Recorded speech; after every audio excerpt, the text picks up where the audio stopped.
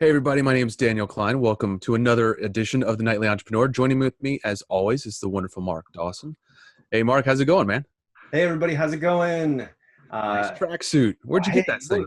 look, I got the best tracksuit I've ever had, the coolest hat I've ever had, and I just kind of stumbled upon this website, and we have a fine guest tonight, Clyde Wilson, owner of Born Hustlers, and I was just enthralled with his brand and the types of products he's putting out from Atlanta, right? ATL represent.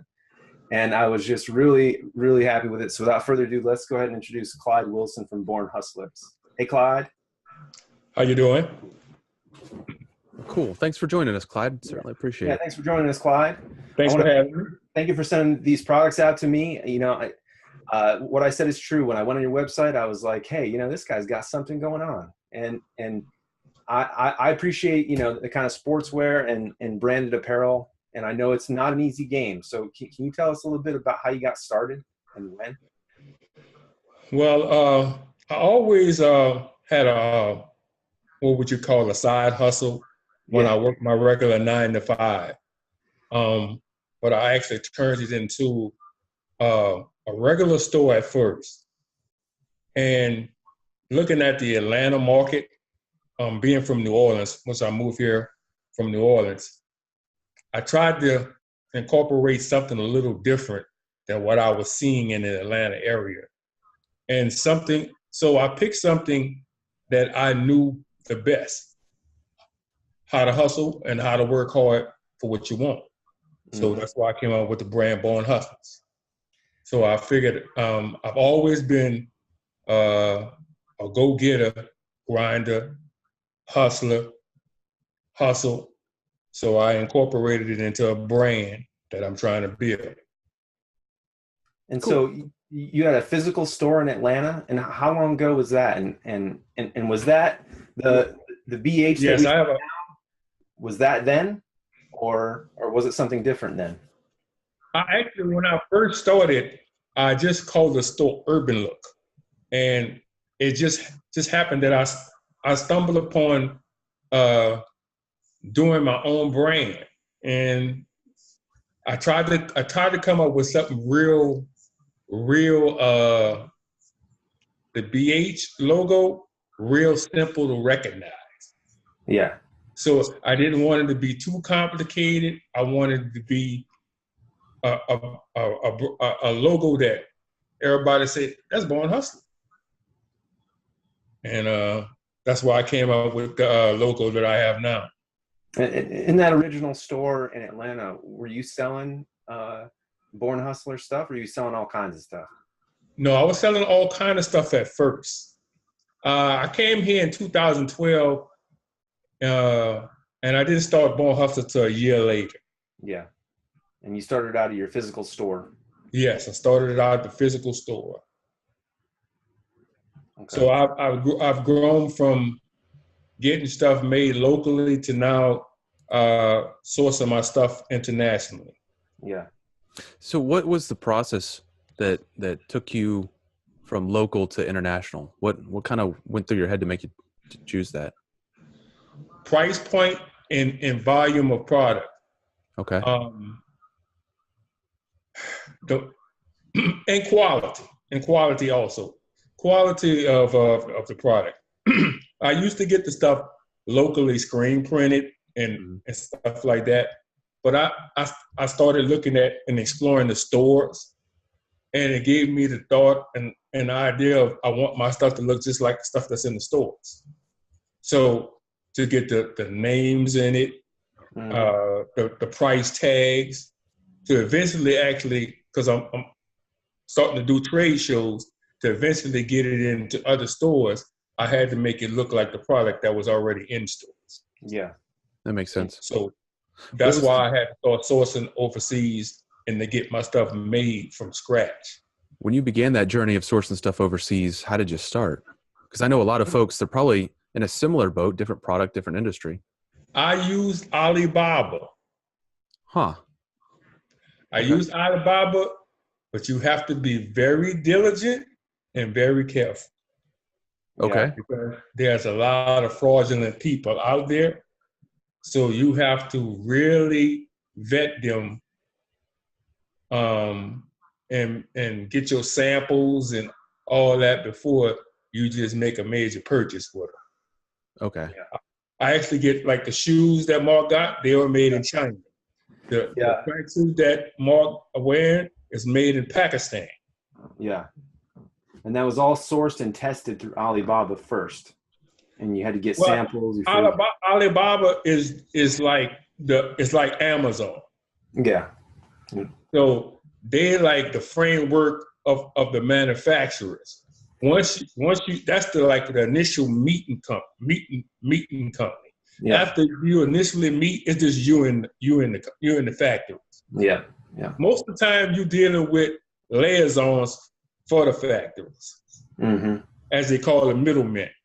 I still want to go over there myself in the long run, but right now I haven't made that trip. I've got a couple of good manufacturers, the one like in Pakistan, but I eventually want to go over there and probably cut out the middleman. Yeah, yeah. So that's kind of the next stage. There's poor middleman. Yeah, poor middleman. You mentioned the shoes. Let me go ahead and pull out these shoes, okay? And you said these are made in China, yes. Right? And when you started the Born Hustlers line, did you have shoes that were made around Atlanta? That's the first shoe. This is the first shoe. Okay. First shoe. Okay. And obviously this is the white version. Okay? Yes. And so some people's thing, but if we talk about, you can't necessarily see it, through the camera, but I'm not going to lie that this is real leather, right? This is all cow skin leather. Yep. This is not a plasticky shoe by any means. I probably wouldn't have bought it if it was like shiny plastic or something like that. I mean, in the black version even looks just as good, but this is kind of dress a little bit up, like a little bit classy, right? A good quality, like thick, with a good sole shoe. It's designed to be a casual leather sneaker. Yeah, and so I can wear this with my tracksuit that I have on now and look cool. I can wear this dressed up looking. Yeah, I can wear it on the beach. I can wear it to the restaurant, with khakis or something like that. It is not a cheap, like, even though it's made in China, you obviously did your homework on getting it to not be cheap. This is like definitely a quality leather shoe that you'd want to take care of, The company that made them, they only do leather items. They only make leather products. Yeah. Yeah. And then also, obviously, we talked about this, the tracksuit that I'm wearing, but you also, probably a higher ticket item or one that's not higher ticket, but higher volume is the snapbacks. And with the Born Hustler, you have what two variations. You're actually wearing this hat right now. Yes. Right? And right. And then, is there a reason you didn't do fitted hats? You're just doing snapbacks or, the trend, today's trend. Oh, okay. All right. Today's trend. I should have known that. Today's trend is snapbacks. Even the guys at my age bracket are leaning towards snapbacks now. Okay. Before we used to wear fitteds, but almost, I would say 80% of the market wears snapbacks. Yeah. And then one of the things I thought was cool on there is that you've got a mystery T-shirt box. Yes. So people can pay $50 or so and get a box of T-shirts, which is kind of, I have a big inventory of a lot of T-shirts. Yeah. So that will you get it in the mystery box. And then one of the things I saw on there is like, hey, it seems like some apparel companies in Atlanta are going straight urban. So they're going for a certain demographic, the 20-year-old kids or something like that. But I noticed that you have, like, especially your shorts and shirt combos, that could be a soccer player uniform. It could be something cool you wear out to the movies, right? With your hat and sunglasses or whatever.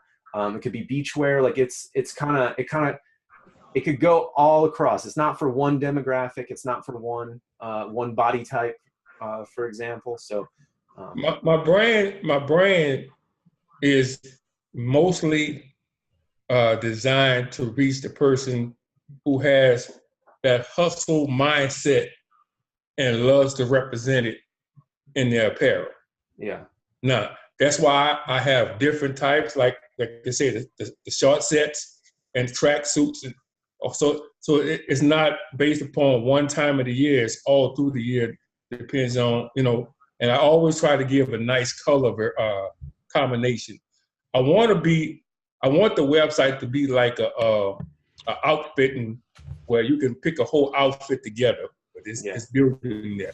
Hopefully, maybe with y'all help, I get there on that. Yeah. I think, Clyde, let me pick your brain a little bit about the business side of things, because I think there are a bunch of young guns out there who want to do something, right? They want to be that hustler, and they want to start, but they're not really sure how. And I'm trying to lead in a direction. So you have a business, and I think a lot of businesses get kind of bogged down in what I call the dumpster fire of the day, where they're troubleshooting something that broke the morning all day long, and they don't get to do things in the industry that grow that brand presence. And you mentioned, this is the trend, and even guys in this demographic, they like the snapbacks. And you mentioned that, which makes me think that you're able to do two things: keep up with the 9 to 5 and the dumpster fire of the day, and still stay current in the industry. Did you figure something out along the way that kind of led you to be able to do both things? Because I'm telling you, Mark and I have experienced there are a lot of businesses out there that can't keep up with the industry. Observation and mistakes. Yeah. Nice. Observation and mistakes. A lot of observation with a few mixed in mistakes. And you can tell what guys like in different age brackets. That's one thing about the apparel business, what I'm finding, especially with the men in the say 20 to 30, they like their shirts maybe different than the guy who's 40 to 50.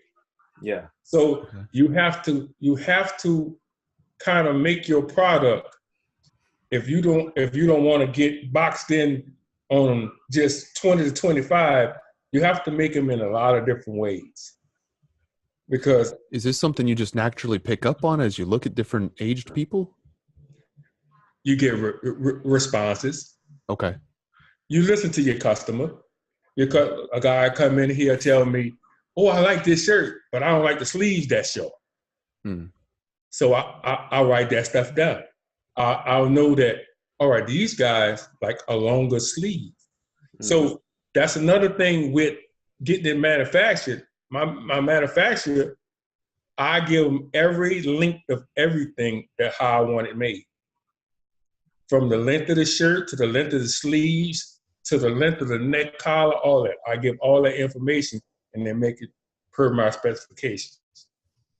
So I am curious to know, and I had an experience a couple hours ago where I was talking with a guy, and we were talking about how with the advent of technology and everything that's, technical is getting cheaper. More people have access to more tools. They can do things that 10 years ago you couldn't possibly hope to do. Like right now, us being on a video conference, looking at each other, talking to each other, like would have cost $10,000 a pop to be able to do that 10 years ago. And now, if you have an internet browser and a connection, or a phone and a connection, you can make it happen free. That's huge. So you got all this technology and you got all these folks. And my question for you is, when you go from the brick and mortar, which takes a lot of startup, right? A lot of startup capital, burns a lot of cash. You got to really make a lot of sales, to an online model. How do you still interact with your customers so that they get that feedback to you? Like the sleeves need to be this length, the collar needs to look like that. Like in the store, that was easy because you just ask them. But when you go online, what do you do? That's a tough question, because I look at a couple of these models I see out there, like M. Taylor, and they do the specification. In my line, I don't know, hopefully I could become like that because that seems very innovative. But I just sit here and say to myself, how are they making it? They got to be making it themselves because an international supplier is not going to make them in that smaller volume, like one shirt at a time. So they have to have, like you just said, a lot of startup capital to be doing that themselves. So that is something I would hope to get my my online presence much stronger than it is. Yeah. And hopefully I'll be able to run into that problem. Yeah. And then how do you keep in tune? Like, is it the interactions that you have, going and doing errands, for example, or going to the barbershop? Like, where are you keeping your hand on the pulse of style right now? Social media. Social media. Okay. Interesting. What specifically are you using to make sure, are you just going on the sites as an observer? Are you interacting on social media? Well, I have a very interactive Instagram page. I get a lot of feedback on my Instagram page. Okay. My Facebook, I have a Born Hustler Facebook page, as well as a personal page, as well as Instagram, as well as Twitter. So I get a lot of feedback I post a lot of pictures of different products, different ways, and I pay attention to the response. I'm a very sit back and watch person. So I try to sit back and learn from what people's opinions are and what I see them say about other people products also. Because I also have a lot of people that start to follow me and I follow them that's kind of like in the same business. And you get to see some of the things they do or do wrong also. That's really good.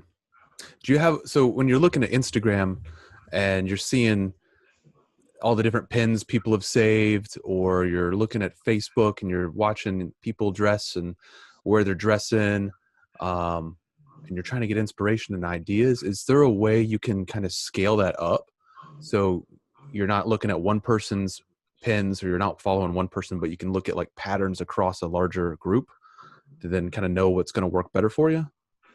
I'm glad you said that, Daniel. When I'm at the store, I watch people all day. I watch how they dress. I watch how they dress all day. It comes from my mother was actually a seamstress. Cool. My mother and my grandfather made clothes. Both of them made clothes. My mother made clothes from scratch in-house, just with a sewing machine, and she didn't even need a pattern. She used to use newspaper to cut out the sizes on clothes. So she used to make my clothes when I was coming up. So I've always been in the clothes business per se. So I've just taken it to another level now that I'm getting it manufactured and not doing it myself. But I watch fashion constantly. I'll see something like the tracksuit that Mark has on. I seen something similar and just changed it to the modifications how I wanted it to look. But it started out with the idea that I saw from online. And there's like so many little details that people don't think about. So yeah, so I'm wearing this tracksuit, right?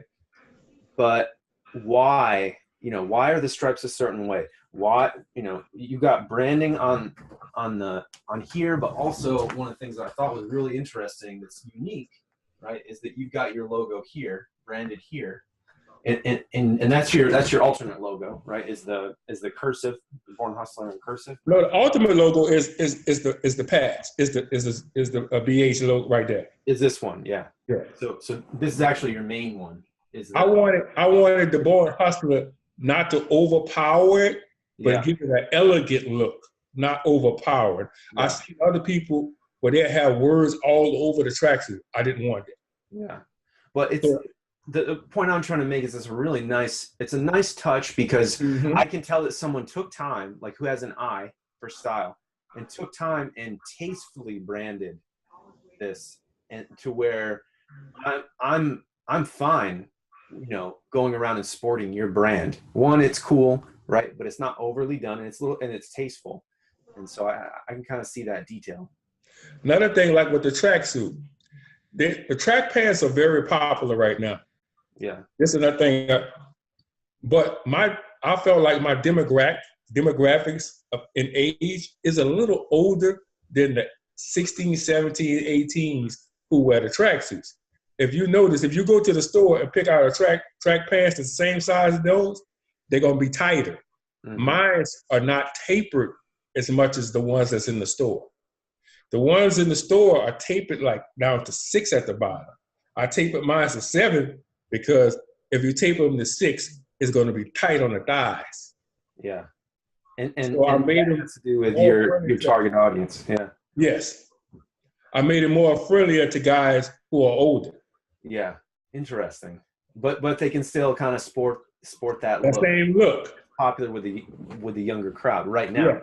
They can still sport the same look, but don't have the same tightness, because a lot of guys be like, "That's too tight for me." So I took that into effect, that I can't make it as tight as those be, but I'm gonna give them the same look. Yeah. So this kind of speaks a lot to something we touched on in a couple episodes. Yeah. Called brand story, and it's kind of a big thing now, talking about your brand story and how it differs from other brands, and where you come from, and we're kind of touching on that. So you come from a family of people who make clothes, who are seamstresses or tailors, your mom and your grandfather. That's a cool story, and being able to customize clothing for older crowd so that it fits and it looks good. That's a good story to tell.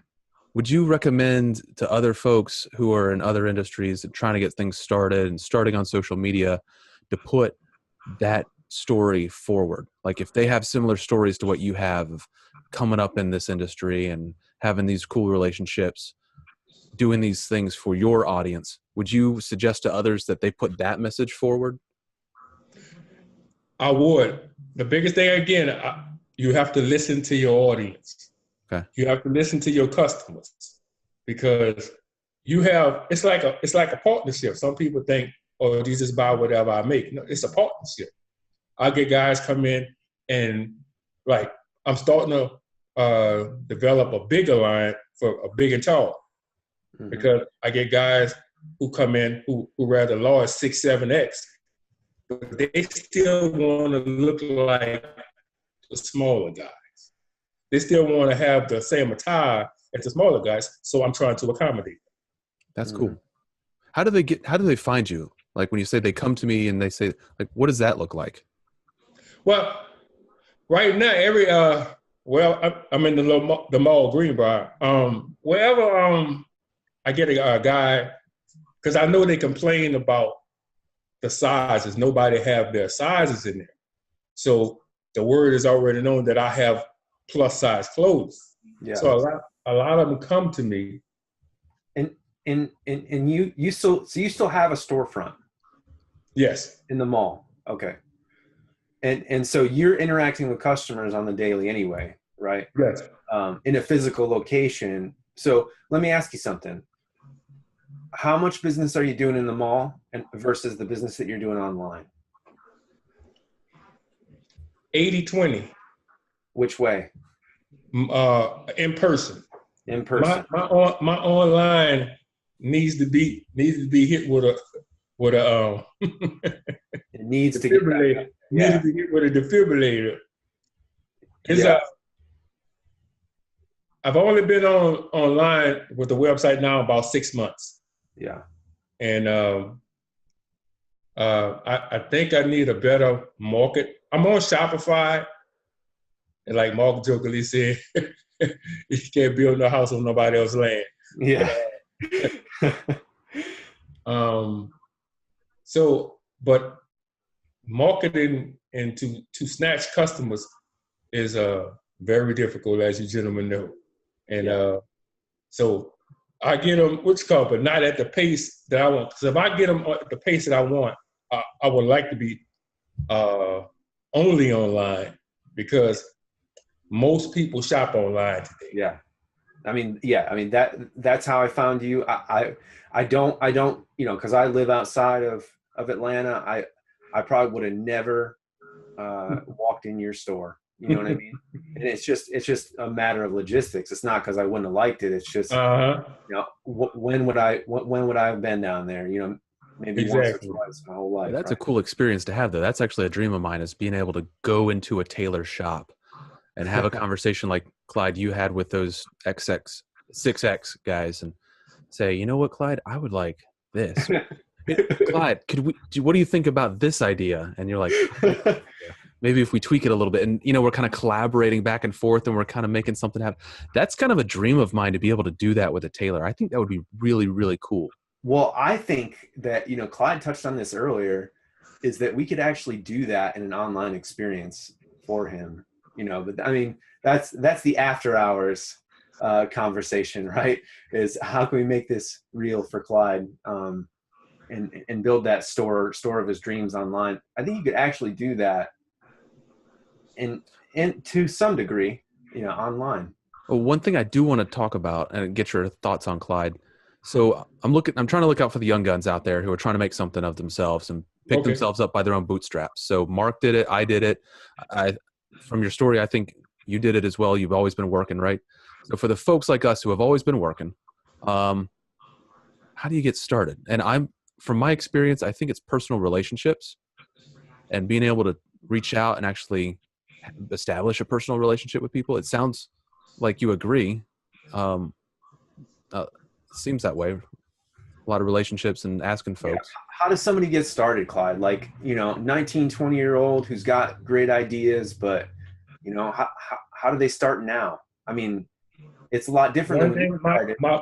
my number one advice is start small. Don't say jump out before you know what you really want to do or how you really want to do it, because it changes so fast. You like I said, I'll tell somebody, start with one design or one look at a time. Mm-hmm. Some people are starting to try to get a whole store, and then when they turn around, all the stuff they got, nobody want it. So now you're stuck with a whole store. So start, like you say, start build one brick at a time.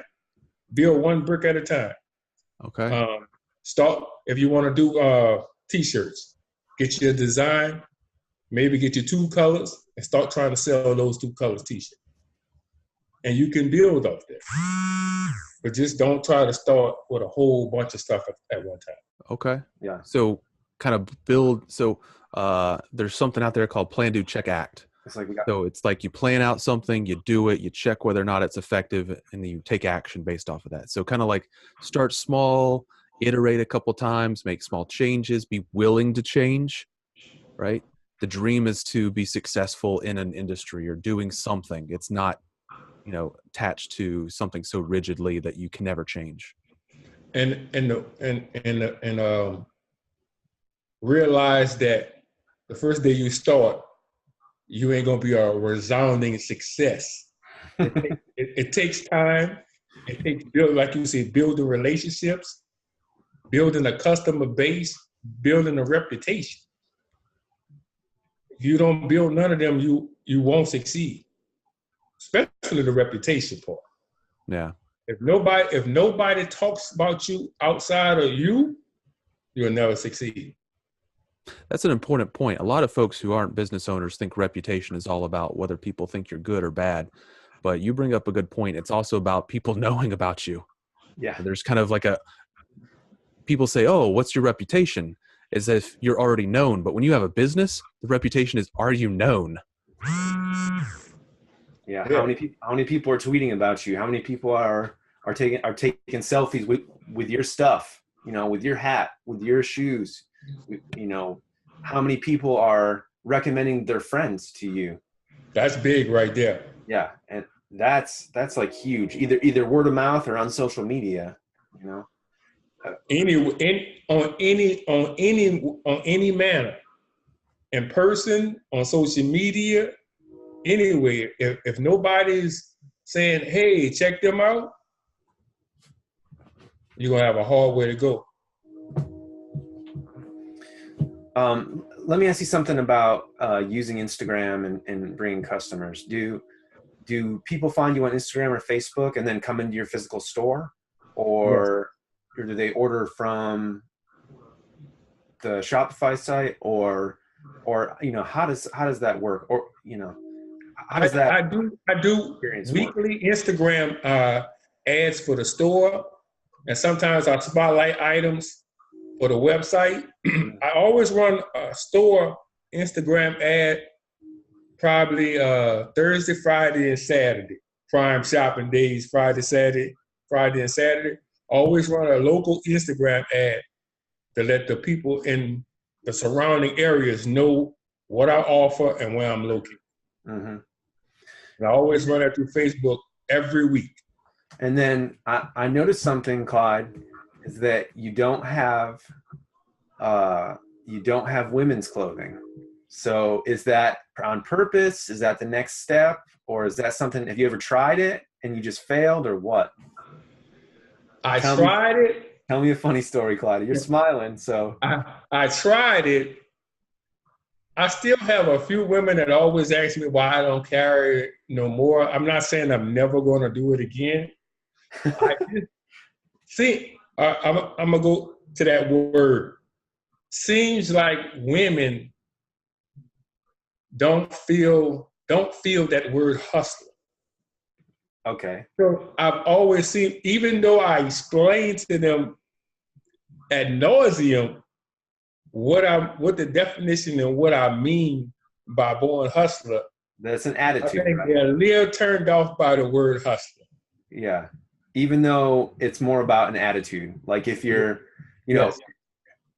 Daniel will call me up and say, "What are you doing?" I'm hustling, right? And it just means that I'm getting it, right? I'm working hard, or I'm doing something. It doesn't always mean that you're doing something nefarious or whatever. So, but what about another clothing line? Like, have you thought, is that something that, are you interested in the women's fashion too? Is there money there? Like, have you gone down that road? Actually, I have another brand that I just got a logo created for that I'm coming out with before the end of this year. Okay. But I'm gonna have this. I'm gonna have a brand for. I'm a spin off Born Hustler for the women, but I just haven't come up with an idea yet. Yeah. So that kind of leads me to my next question is, what's next? What's next for Born Hustler? What's next for Clyde Wilson? Where do you see this being in 5, 10 years, 20 years? I've always said my motto was simple, like polo. Mm-hmm. I started with t-shirts, but I want to branch my brand into all type of clothing. I mean, from dress up clothing to belts to everything, the whole 9 yards. And I want to actually have my stores. I want to be able to be wholesaling to major departments and also have my own brand store. Yeah. That's why I say similar to like polo. Yeah. So awesome. In 5 years, I hopefully I'm up there. I ain't gonna say I'm gonna be polo yet, but I'm gonna be on my way. Yeah. Well, cool. Clyde, it was great getting to talk to you and learn more about your brand and what you're trying to do, and get some advice out there for the young guns who are looking to make it and hustle themselves. And I think it's a really great story what you have. And you said you're in the Greenbrier Mall in Georgia? Yeah. Yes. Right. And we're going to post all your social media down in the links below. So if you want to learn more about the quality products that Clyde provides through the Born Hustler brand, those links will be in the description box below. And we'll link also to your social media for Facebook, Instagram, and Twitter, so that you can keep up with all Clyde's endeavors over the future. So cool. If you like this, link us over to your own social media, like and follow us. That does help the channel a lot. Clyde, thank you very much for joining us tonight. Really appreciate your time. Thank you, gentlemen. All right, thanks a lot, Clyde.